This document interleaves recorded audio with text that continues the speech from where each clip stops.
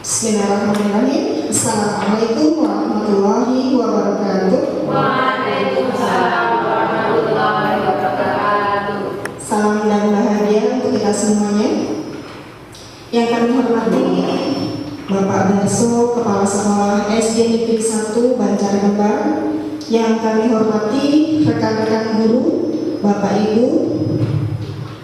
Pertama-tama marilah kita panjatkan puji syukur kehadirat Allah Subhanahu wa Ta'ala, yang mana pada kesempatan kali ini kita bisa berkumpul untuk penyampaian atau sosialisasi tentang modul 1.4 budaya positif program guru penggerak yang sedang saya laksanakan. Sholawat dan salam juga kita sampaikan kepada junjungan Nabi besar kita, Nabi Muhammad SAW. Semoga kita menjadi pengikutnya sampai akhir zaman. Allahumma amin. Baiklah Bapak Ibu sekalian, sebelum saya mulai untuk mensosialisasikan bagaimana tentang budaya positif ini, sebelumnya saya ucapkan terima kasih atas kesempatan waktunya yang telah diberikan, yang telah disempatkan pada hari ini.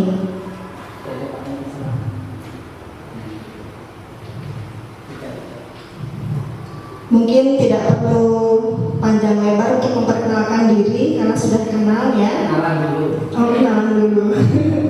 Baik, nama saya Eka Yuliarti, mengajar di SD Negeri 1 Banjarnegara, Kabupaten Banyumas, Jawa Tengah.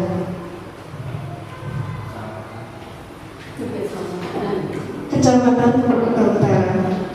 Baiklah Bapak Ibu sekalian, untuk mempersingkat waktu, langsung saja saya akan menyampaikan tentang filosofi pendidikan nasional Ki Hajar Dewantara. Jadi sebelum saya akan menyampaikan tentang bagaimana budaya positif itu, kita kenali dulu tentang filosofi pendidikan nasional Ki Hajar Dewantara. Dasar pendidikan Ki Hajar Dewantara dengan menuntut, maksud pendidikan di sini yaitu menuntut segala kekuatan kodrat yang ada pada anak-anak agar mereka dapat mencapai keselamatan dan kebahagiaan yang setinggi-tingginya baik sebagai manusia maupun anggota masyarakat. Jadi Ki Hajar Dewantara berpendapat bahwasanya yang namanya pendidikan itu intinya adalah menuntun. Menuntun di sini berarti tugas kita sebagai seorang guru yaitu menunjukkan, mengarahkan anak-anak didik kita untuk menjadi manusia yang bahagia, yang selamat, sampai mereka mencapai kebahagiaan yang setinggi-tingginya dan bisa bermanfaat baik untuk dirinya sendiri maupun masyarakat luas. Dan pendidikan di sini juga maksudnya yaitu menuntut tumbuh atau hidupnya kekuatan kodrat yang ada pada anak-anak. Jadi pada dasarnya anak itu memiliki kodratnya masing-masing, memiliki bakat, memiliki kemampuannya masing-masing. Jadi tugas kita hanya mengarahkan saja, mau ke arah mana anak ini perkembangannya dan pertumbuhannya. Selamat dan bahagia sebagai manusia dan anggota masyarakat.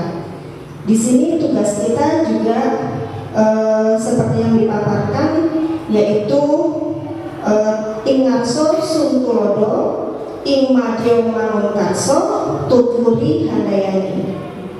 Ing ngarso sungtulodo di sini artinya bahwa kita sebagai pendidik itu berada di depan, dapat memberi contoh kepada anak didik kita bagaimana seharusnya sebagai seorang pendidik.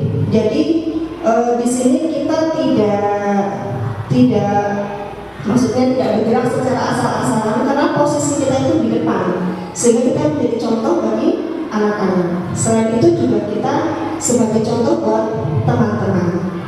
Ing madya mangun karso, ing madyo manungkarso di sini, yaitu di tengah memberi semangat. Jadi tugas kita sebagai pendidik bahwasanya kita harus selalu memberi semangat kepada anak-anak didik kita yang mereka terkadang merasa rendah diri, merasa tidak percaya diri, merasa hidup dengan apa adanya seperti itu. Jadi tidak mau berkembang atau tidak mau mengeluarkan ide-idenya. Nah, tugas kita di sini adalah memberi semangat agar mereka mengeluarkan ide-idenya, agar mereka dapat memunculkan apa yang mereka miliki. Dan yang ketiga, tumpuri handayani, dan kita di belakang memberi dorongan. Setelah anak-anak menemukan apa yang sudah mereka miliki, mereka bisa mengembangkannya. Tugas kita adalah mendorong mereka agar bisa lebih baik lagi, agar tujuannya dapat tercapai, yaitu dapat selamat dan bahagia sebagai manusia dan anggota masyarakat. Tadi dasar pendidikan Ki Hajar Dewantara sebagai penuntun. Yang kedua, dasar pendidikan Ki Hajar Dewantara yaitu berdasarkan kodrat anak yang merdeka. Maksudnya apa? Di sini bahwa manusia merdeka adalah manusia yang hidupnya lahir atau batin tidak tergantung kepada orang lain, akan tetapi bersandar atas kekuatan. Jadi maksudnya di sini adalah bahwasanya anak-anak kita ini kita coba untuk arahkan agar mereka bisa percaya diri dengan kemampuan yang mereka miliki. Mereka tidak tergantung kepada orang lain dan mereka yakin apa yang mereka miliki bisa mereka kembangkan, apa yang mereka miliki bisa disalurkan sehingga bakat-bakat yang mereka miliki dapat tersampaikan. Maksud pengajaran dan pendidikan yang berguna untuk kehidupan bersama ialah memerdekakan manusia sebagai bagian dari pemersatu atau rakyat. Yaitu kita sebagai pendidik itu tidak otoriter dalam arti kamu harus seperti ini, kamu harus seperti ini, kamu harus tidak seperti itu. Tapi mereka diberi kebebasan untuk memilih apa yang mereka miliki dan mereka ingin mereka kembangkan seperti itu. Nah, di sini selanjutnya dasar pendidikan Ki Hajar Dewantara sebagai kodrat anak, tentang kodrat anak yaitu bermain. Kodrat anak pada dasarnya itu memang senang untuk bermain, karena bermain di sini adalah suatu hal yang sangat menyenangkan yang membuat mereka bahagia. Bermain adalah salah satu kodrat anak. Pikiran, perasaan, kemauan, tenaga, cipta, rasa, karsa atau karya, pekerti itu sudah ada pada diri anak. Dan permainan anak dapat menjadi bagian pembelajaran di sekolah. Jadi supaya karena kodratnya anak itu adalah bermain, sehingga kita tidak serta-merta melarang ketika anak itu sedang bermain. Mungkin seperti kemarin panas-panas anak-anak bermain bola atau anak bermain lari-lari. Nah, itu memang kodratnya anak seperti itu. Mungkin menurut kita hal itu panas-panas seperti itu ya. Tapi ternyata itu membuat mereka bahagia, itu membuat mereka merasa senang. Jadi selagi itu masih hal yang positif, kita biarkan saja. Kecuali hal itu membahayakan, kita perlu mengingatkan. Pendidikan yang berpihak pada anak. Bebas dari segala ikatan dengan suci hati mendekati sang anak. Bukan untuk meminta sesuatu hak, melainkan untuk berhamba pada sang anak.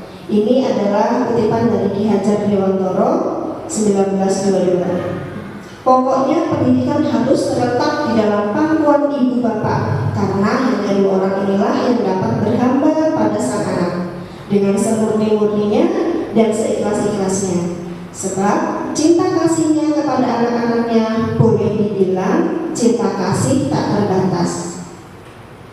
Kenapa di sini disebutkan bahwa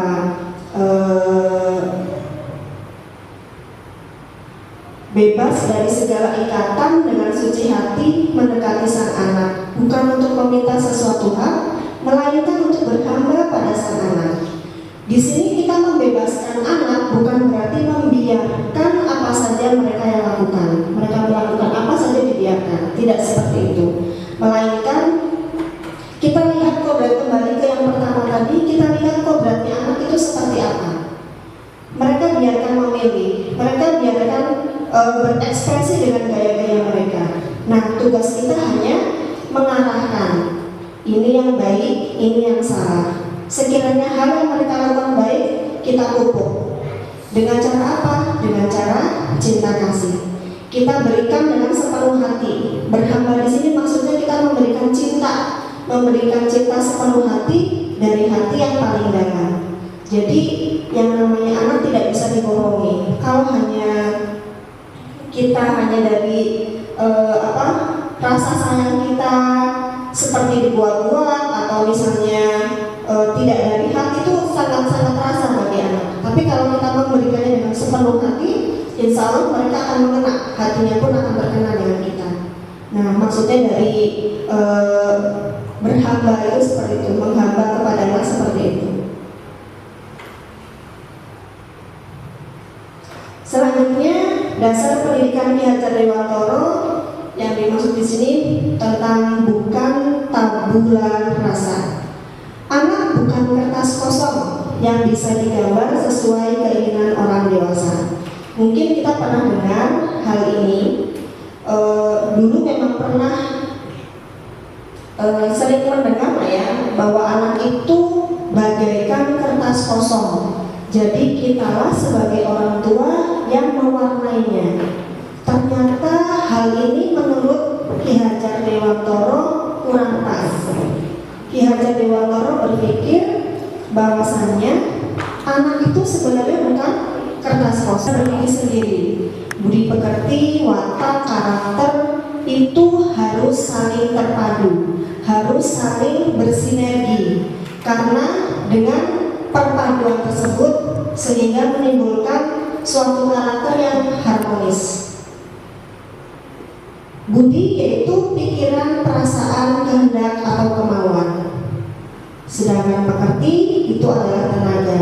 Nah, antara budi, pikiran, perasaan, kehendak, kemauan dan pekerti itu harus saling menyatu, saling dipadukan.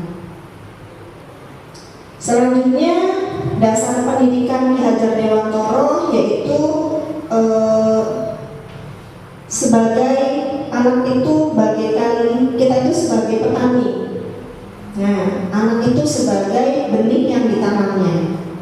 Seorang petani dalam hakikatnya sama kewajibannya dengan seorang pendidik yang menanam jagung misalnya, hanya dapat menuntun tumbuhnya jagung.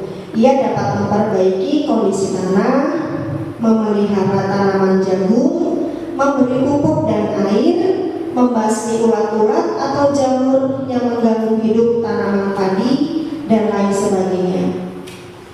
Di sini seperti yang saya sampaikan tadi, bahwasanya anak itu kita ibaratkan sebagai jagung. Jadi kalau kita misalnya menanam jagung, dia akan tumbuh jagung.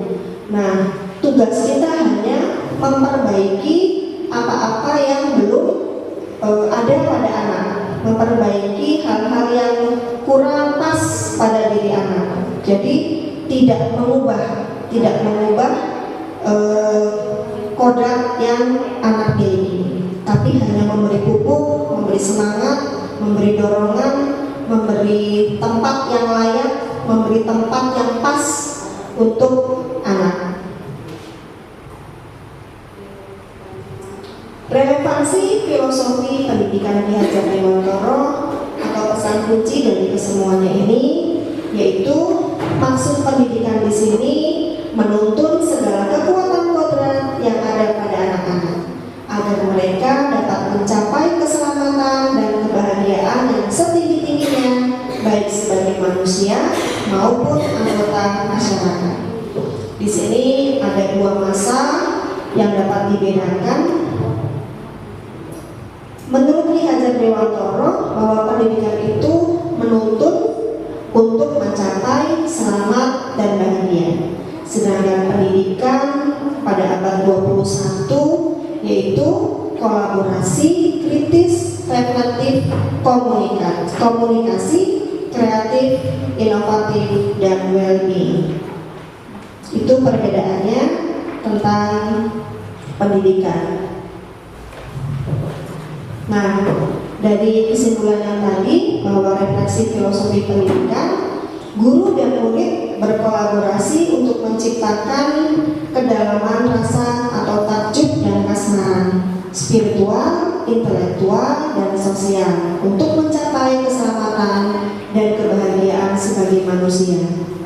Siswa dan guru merdeka belajar dengan kolaborasi bersama, menggali dan mengembangkan potensi siswa dan mengakomodasi karakteristik masing-masing untuk mewujudkan student well-being atau makan putu swarjana. Ini yang penulisnya. Nah, demikian pendapat-pendapat yang disampaikan oleh Ki Hajar Dewantoro tentang pendidikan. Semoga kita sebagai pendidik bisa menyesuaikan, bisa mengaplikasikan. Baiklah, kita sekarang sudah mulai masuk pada sosialisasi budaya positif sesuai dengan penyampaian atau topik utama yang akan kita bahas. Untuk pengertian budaya positif itu adalah suatu pembiasaan yang bernilai positif. Di dalamnya mengandung sejumlah kegiatan yang mampu menumbuhkan karakter murid.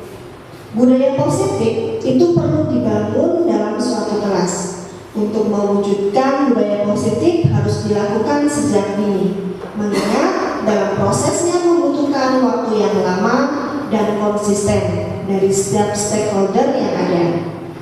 Di lingkungan sekolah, guru dapat menerapkan budaya positif seperti kerjasama dengan rekan sejawat, berinteraksi secara akrab dengan peserta didik, menerapkan disiplin dan bertanggung jawab serta menjadi teladan bagi peserta didik.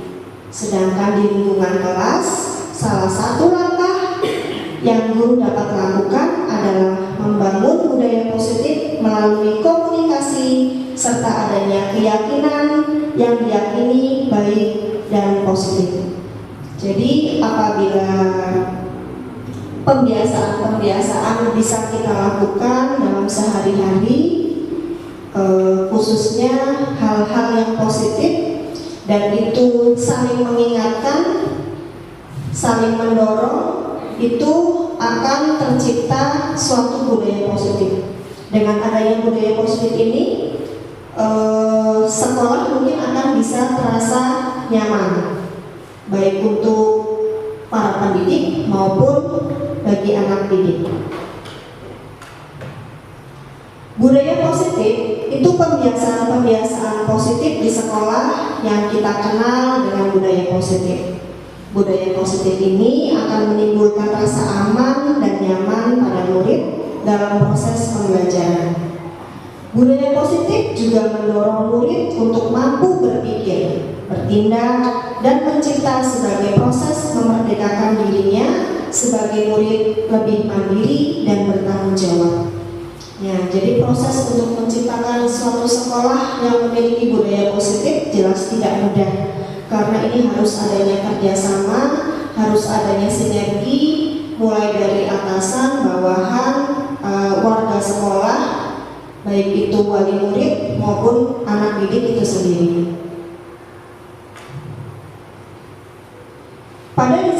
Pada budaya positif, di sini terdapat topik dalam eksplorasi konsep yang akan dibahas di sini tentang disiplin positif dan nilai-nilai kebajikan universal, tentang teori motivasi, hukuman, dan penghargaan restitusi. Selanjutnya tentang keyakinan kelas, tentang kebutuhan dasar manusia dan dunia berkualitas. Yang selanjutnya tentang restitusi 5 posisi kontrol, dan yang terakhir restitusi segitiga restitusi. Masuk pada tahap yang pertama, yaitu disiplin positif dan nilai-nilai kebajikan universal. Disiplin positif itu merupakan pendekatan pendidikan anak untuk melakukan kontrol diri dan pembentukan kepercayaan diri. Nah, ini bisa kita mulai dari hal-hal yang terkecil, hal-hal yang kecil. Jadi kita sudah bisa menerapkan ke anak-anak sebelum masuk kelas mereka harus bagaimana, setelah masuk kelas mereka harus bagaimana, apabila izin mereka harus seperti apa. Mungkin hal-hal kecil itu bisa dilakukan secara terus-menerus, dan apabila mereka tidak melakukan, kita harus tidak capek untuk mengingatkan, karena hal seperti ini harus dilakukan secara terus-menerus. Kalau kita sudah putus asa, misalnya angin lah buat saya, mungkin kalau seperti itu untuk menciptakan budaya positif tidak akan terwujud. Karena bagaimana kita akan menciptakan anak-anak yang penuh dengan semangat kalau kitanya sendiri patah semangat. Perubahan paradigma teori kontrol. Di sini bercerita tentang ilusi guru mengontrol murid, ilusi bahwa kritik dan membuat orang merasa bersalah dapat menguatkan karakter. Yang ketiga, ilusi bahwa semua penguatan positif efektif dan bermanfaat. Ilusi bahwa orang dewasa memiliki hak untuk memaksa. Nah, ini yang terkadang kita salah kaprah ya. Terkadang kita merasa kita itu sebagai orang dewasa, kita sudah tahu segala-galanya, seakan-akan seperti itu, sehingga kita terkadang mengatur anak harus begini, harus begini, harus begini. Padahal menurut teori ini kita itu hanya sebagai pengawas, hanya sebagai pengontrol. Mengontrol dalam arti kira-kira ada anak yang membutuhkan sesuatu yang khusus, ya kita harus bisa kita harus bisa mengontrolnya. Jadi kita tidak hanya mereka harus menurut saja apa dengan kemauan kita, tidak, tapi kita juga harus mengerti apa keinginan mereka.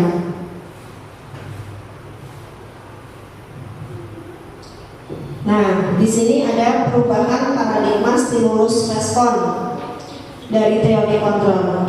Sebenarnya siapa sesungguhnya yang memiliki kontrol? Di sini ada stimulus respon, ada juga teori kontrol. Kalau kita bandingkan dalam stimulus respon itu kita mencoba mengubah orang agar berpandangan sama dengan kita. Nah, kita mencoba mengubah orang agar berpandangan sama dengan kita. Tapi menurut teori kontrol, kita berusaha memahami pandangan orang lain tentang dunia. Nah, di sini mungkin mengajarkan kita agar tidak egois. Dalam arti tidak orang saja yang harus mengerti kita, tapi kita juga harus mengerti orang lain. Selanjutnya yaitu pemaksaan ada pada saat bujukan gagal. Sedangkan untuk teori kontrolnya, kolaborasi dan konsensus menciptakan pilihan-pilihan baru. Jadi di sini setiap manusia itu kan punya harapan, punya keinginan berbeda-beda, tidak bisa sama. Jadi kita tidak bisa memaksa orang lain harus sama dengan kita.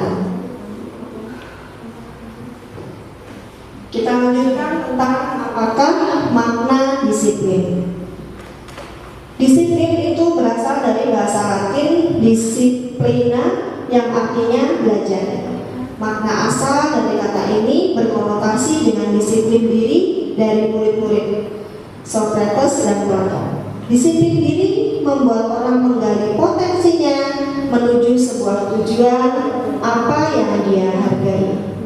Namun, dalam budaya kita, makna kata disiplin telah berubah menjadi sesuatu yang dilakukan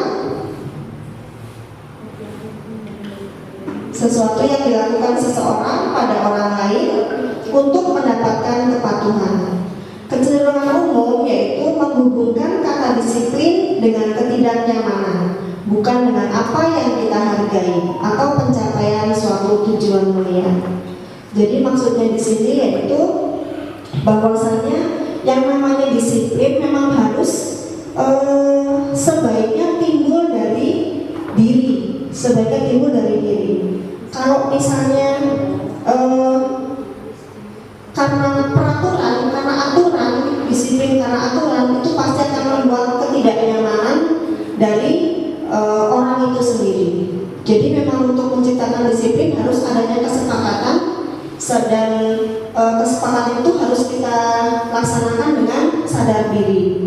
Jadi kalau hanya sepihak yang harus begini, pasti itu akan menimbulkan ketidaknyamanan. Intinya di sini harus saling menghargai. Nilai-nilai kebajikan universal. Nilai-nilai kebaikan adalah sifat-sifat positif manusia yang merupakan tujuan mulia yang ingin dicapai setiap individu. Nilai-nilai tersebut bersifat universal dan lintas bahasa, suku bangsa, agama, maupun latar belakang. Setiap perilaku atau perbuatan itu memiliki suatu tujuan. Dengan mengaitkan nilai-nilai kebaikan yang diyakini seseorang, maka motivasi intrinsiknya akan terbangun, sehingga menggerakkan motivasi dari dalam untuk dapat mencapai tujuan mulia yang diinginkan.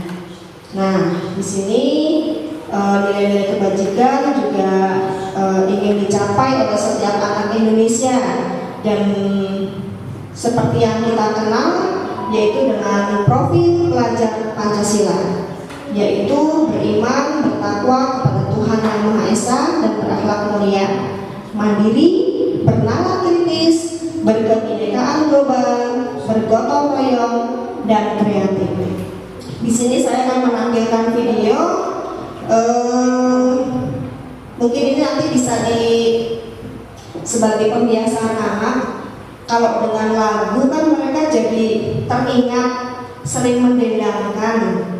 Mungkin kalau lagunya lagu yang seperti ini, secara tidak langsung ketika mereka jalan pun lagunya lagu ini kan sering mereka mendendangkannya. Nanti silakan bisa dipraktekkan di kelas masing-masing. Ini akan saya coba.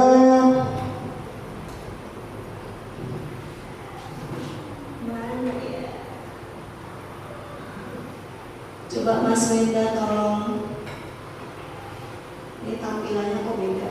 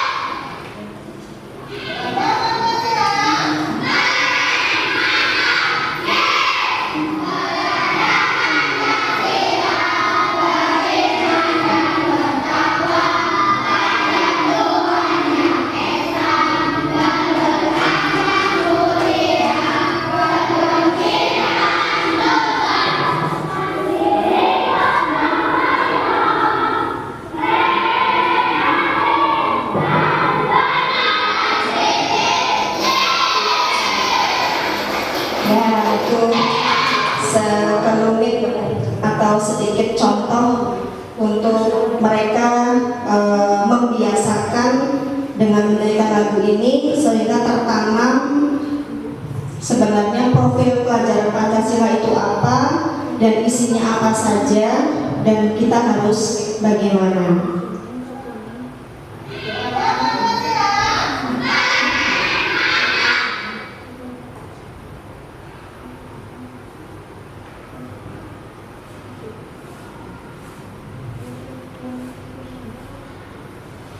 kita lanjutkan. Sekarang masuk pada pembelajaran 2.2, yaitu tentang teori motivasi, hukuman, dan penghargaan restitusi.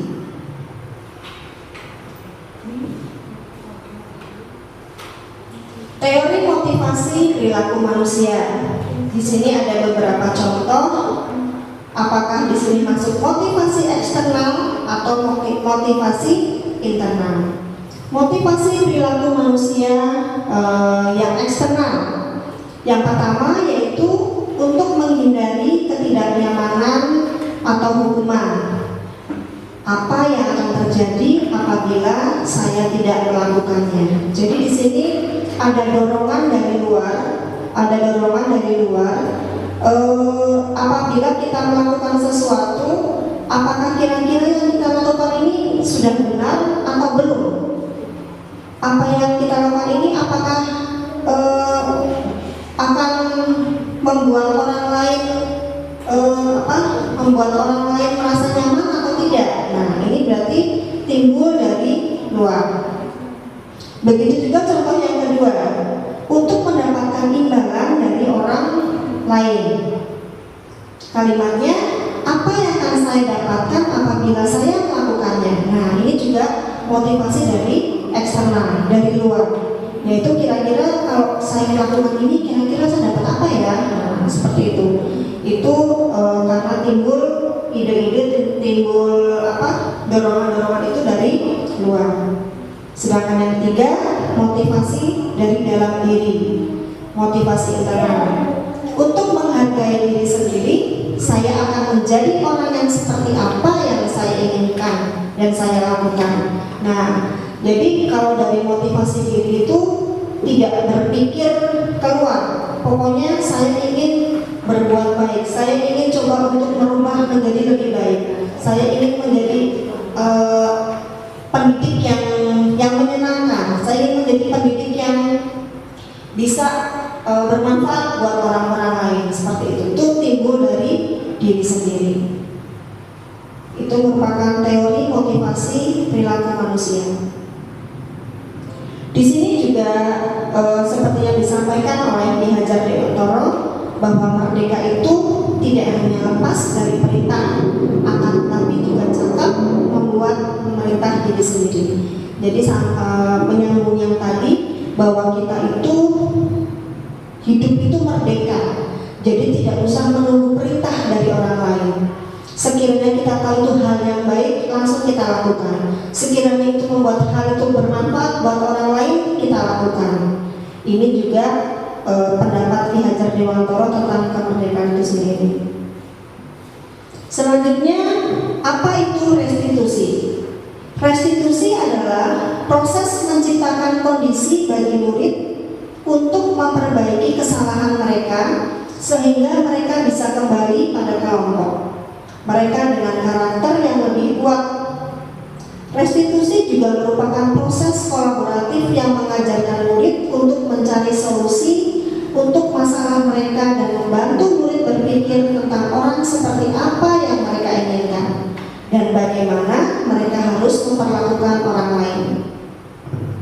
Jadi maksud dari restitusi ini adalah bahwasannya apabila ada murid atau anak didik yang melakukan kesalahan, kita tidak serta-merta langsung menyalahkan, kemudian meminta untuk mereka memperbaikinya. Tidak seperti itu. Maksudnya restitusi di sini adalah ketika anak didik kita memiliki kesalahan, kita itu menanyakan terlebih dahulu kira-kira kesalahan apa yang anak didik kita itu lakukan. Kita tanyakan kepada anak didik agar mereka mau introspeksi. Kira-kira aku salah apa ya? Dan harusnya aku bagaimana ya? Nah, itu tugas kita sebagai pendidik, menanyakan kepada murid. Jadi jangan langsung kamu sih begini, kamu sih begitu, harusnya kamu begini. Jadi tidak seperti itu. Bukan kita yang mendikte, tapi biarkan mereka introspeksi diri. Biarkan mereka berpikir dulu apa kesalahan mereka. Dan kita tanyakan juga bagaimana cara mereka memperbaikinya.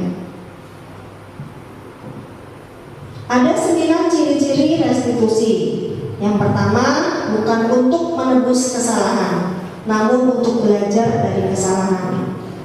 Jadi kalau kita meminta mereka untuk berpikir kesalahan apa, itu membuat mereka jadi jera dan belajar untuk tidak mengulanginya lagi dari kesalahan tersebut. Kemudian yang kedua, memperbaiki hubungan. Yang ketiga, tawaran. Memang tawaran, bukan paksaan. Nah, yang tadi saya sampaikan, kamu jangan begini, jangan begini, itu tidak boleh. Memang kita paling menawarkan.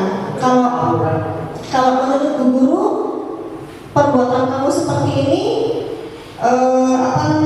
perlu diperbaiki tidak? Nah, itu pertanyaan. Jadi menawarkan kepada dia.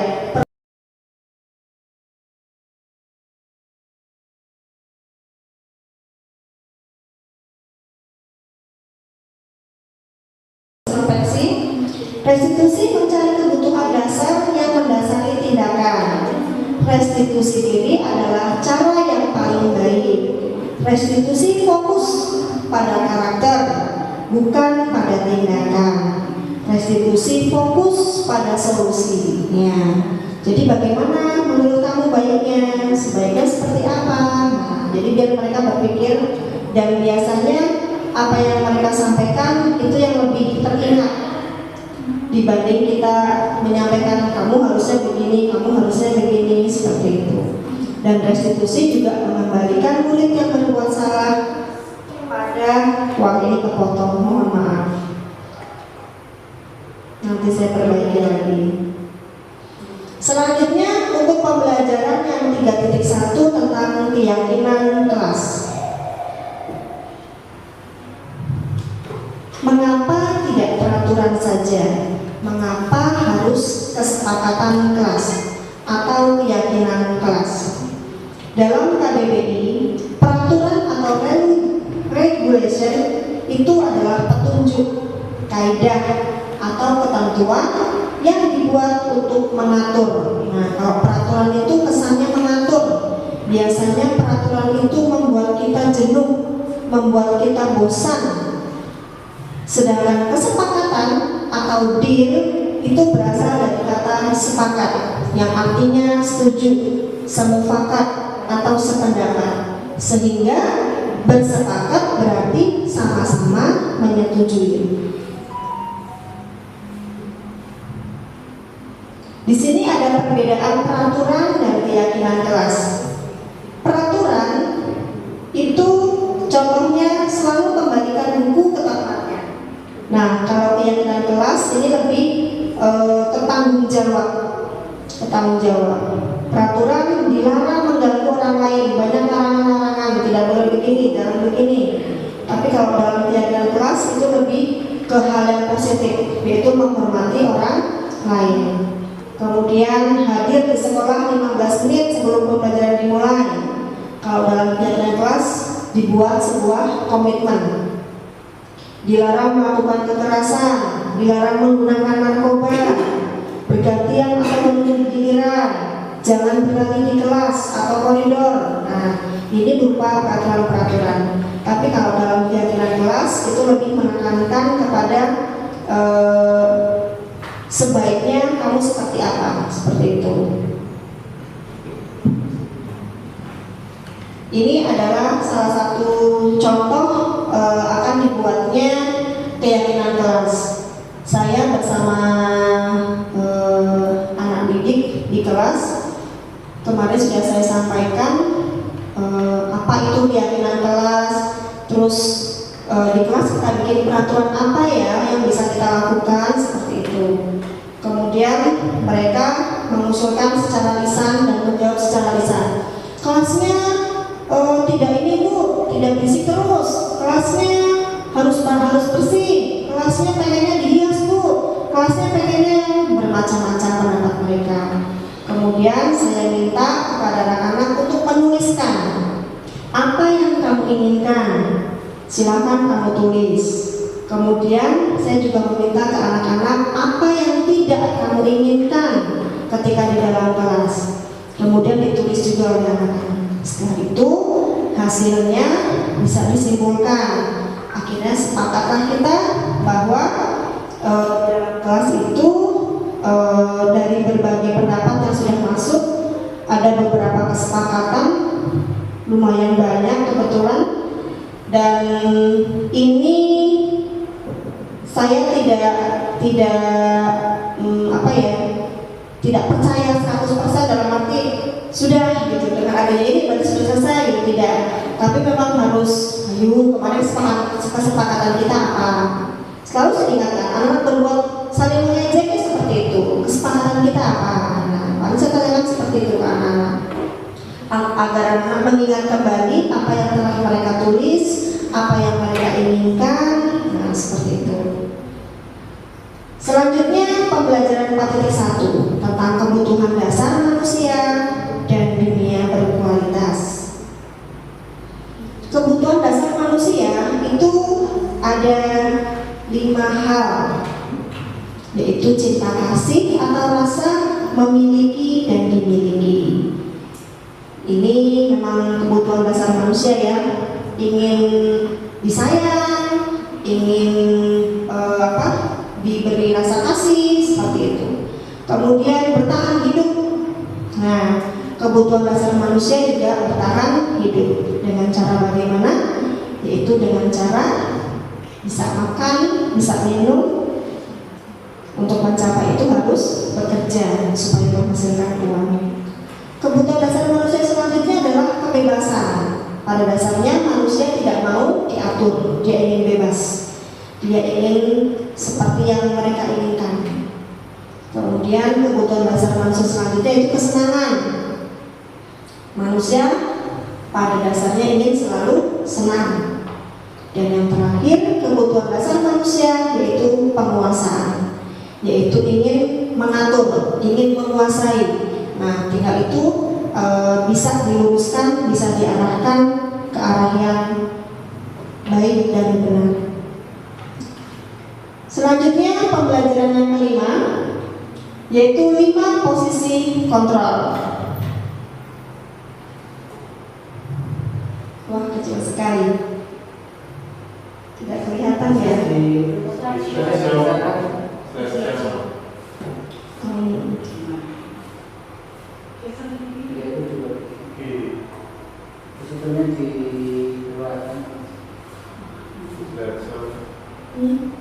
Sebelah kaki, geser ke sini. Mana ya? Kanan. Yang gambar, yang gambar gede itu.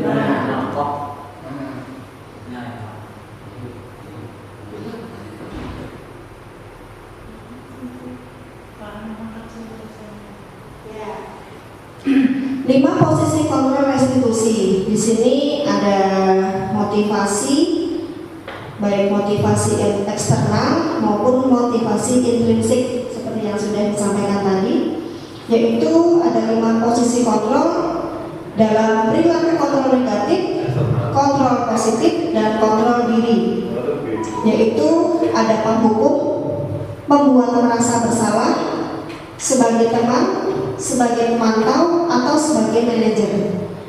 Pada 5 posisi kontrol tersebut itu ketika masuk pada kontrol negatif itu menghukum.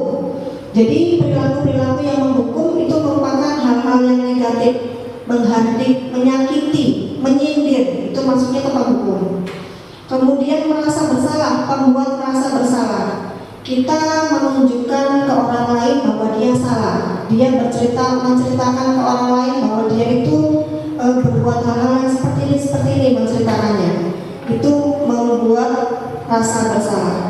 Kemudian kalau perilaku kontrol positif, dia bisa sebagai teman dan bisa sebagai pemantau. Dan yang terbaik yang dianjurkan itu sebagai kontrol diri, yaitu sebagai manajer. Seperti yang saya sampaikan tadi, yaitu banyak mengajukan pertanyaan-pertanyaan, sehingga apa yang dia jawab, apa yang dia nyatakan itu lebih mengena pada diri. Nah, di sini ada beberapa contohnya. kalau kamu tidak melakukannya saya akan itu menghukum. Tapi kalau sebagai manajer itu apa yang kita yakini, apa yang kamu yakinkan, menurut kamu bagaimana? Kira-kira kamu cara memperbaikinya bagaimana? Nah itu berarti kita sebagai manajer. Hasilnya itu akan berbeda dengan motivasi eksternal. Kalau sebagai manajer itu akan menguatkan watak, menguatkan karakter. Seperti itu. Ini masih lanjutannya. Dampaknya apa sih kalau kita sebagai manajer? Kalau sebagai manajer yaitu murid atau anak didik akan mengevaluasi diri, bagaimana menjadi diri yang lebih baik. Nah, kalau sebagai teman kan menjadi tergantung. Kalau sebagai pemantau itu hanya menitik beratkan pada diri sendiri, tidak ngefek seperti itu. Dan kaitannya dengan dunia berkualitas, kalau kita sebagai manajer, yaitu murid meletakkan dirinya sebagai individu yang positif. Ternyata aku tidak selalu salah, aku bisa memperbaikinya, aku bisa menjadi lebih baik. Itu kalau kita sebagai manajer. Yang selanjutnya yang terakhir yaitu pembelajaran ke-6, segitiga restitusi. Di sini ada segitiga restitusi yaitu sebagai menstabilkan identitas, validasi kebutuhan, dan menanyakan keyakinan. Menstabilkan identitas di sini yaitu untuk membuat anak yang merasa gagal akan karena berbuat salah menjadi positif terhadap dirinya. Nah, ini salah satu contohnya yaitu berbuat salah itu hal yang manusiawi. Gak apa-apa kamu salah, yang penting kamu siap untuk memperbaikinya. Nah, seperti itu. Jadi itu membuat suasananya anak tidak tegang, anak tidak takut seperti itu. Selanjutnya validasi kebutuhan. Validasi kebutuhan yaitu membantu siswa mengenali basic need atau kebutuhan yang ingin dipenuhinya ketika melakukan kesalahan itu. Tanggung jawab dalam meningkatkan kualitas manusia, memilih untuk bertanggung jawab bagi kehidupan orang banyak, tak perlu gengsi, saling belajar, saling memberi masukan, jadilah seperti air, teguh pendirian, siap menyesuaikan diri dalam proses belajar yang dilalui. Itu mungkin yang dapat saya sampaikan untuk tentang budaya positif. Semoga apa yang saya sampaikan tadi dapat bermanfaat dan hal yang bisa kita renungkan ini bisa kita pahami ya, bahwa kita sudah memilih sebagai pendidik, profesi sebagai pendidik, berarti kita harus siap untuk mengurusi orang banyak, yaitu anak-anak didik kita, supaya mereka memiliki supaya mereka bisa mencapai keselamatan dan kebahagiaan. Nah, ini ada beberapa contoh kegiatan yang dapat saya gambarkan tentang anak-anak, betapa bahagianya mereka ketika melakukan dengan rasa tidak terpaksa, tapi memang dengan rasa bahagia.